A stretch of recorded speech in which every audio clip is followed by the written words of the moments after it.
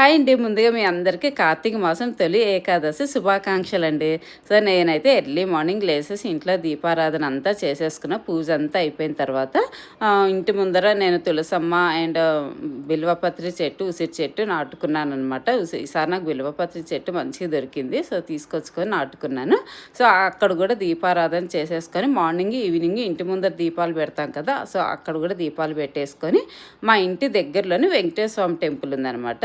So, అక్కడ టెంపుల్కి వెళ్తే అక్కడ మనకి ఉసిరి చెట్టు అండ్ తులసి చెట్టు ఉంటుంది. అక్కడ నీళ్ళతోటి మంచిగా క్లీన్ చేసేసుకొని పసుపు, కుంకుమ అండ్ బియ్యం పిండితో ముగ్గు వేసేసుకొని తమలపాకులు పెట్టేసుకొని ఫస్ట్ ఒక తమలపాకు మీద మనం పసుపు గణపతిని చేసుకోవాలన్నమాట. చేసుకొని పూలు అవన్నీ పెట్టేసుకోవాలి. సో, పెట్టుకున్న తర్వాత నేను రెగ్యులర్గా వెలిగించే దీపం కాకుండా ఉసిరికాయ దీపాలు కూడా పెట్టాను ఏకాదశి అనేసి. దాంతోపాటు 365 ఒత్తులు కూడా వెలిగించేసాను అనమాట. సో, ఇలా అన్నీ పెట్టేసుకున్న తర్వాత పూలన్నీ పెట్టుకున్నాక మనం పసుపు గణపతిని చేసుకున్నాం కదా! పసుపు గణపతికి కూడా పూజ చేసుకోవాలన్నమాట. లక్ష్మీ అష్టోత్తరము, గణేష్ అష్టోత్తరము సో, అన్నీ చదువుకుంటూ ఇలా గణపతికి అయితే పూజ చేసేసుకోవాలి. చేసుకున్న తర్వాత ప్రసాదము అది పెట్టేసిన తర్వాత హారతి ఇవ్వాలన్నమాట.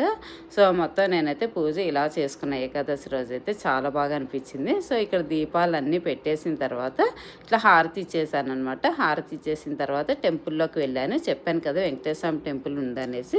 సో, టెంపుల్లోకి అయితే వెళ్ళాను అనమాట. దర్శనము అది చేసుకున్నాను. ఇక్కడ వెంకటేశ్వర స్వామి టెంపుల్ ఉంటుంది, ఇంకా శివాలయం ఉంటుంది, నవగ్రహాలు ఉంటాయి, ఆంజనేయ స్వామి టెంపుల్ ఉంటుంది, ఇలా టెంపుల్స్ అన్నీ ఉంటాయన్నమాట. సో, వెంకటేశ్వర స్వామి టెంపుల్ యువతలే చెప్పాను కదా నవగ్రహాలు ఉంటాయి, ఇంకా శివుడు, సుబ్రహ్మణ్య స్వామి, వినాయకుడు ఇలా ఉంటాయన్నమాట. ఇక్కడ అందరు కూడా మంచిగా అభిషేకం చేస్తున్నారు. సో, నేను కూడా అభిషేకం అది చేసేసుకున్నాను. ఈరోజు ఏకాదశి అయితే ఇలా చేసుకున్నాను. మీరు ఎలా చేసుకున్నారు నా కామెంట్లో చెప్పండి.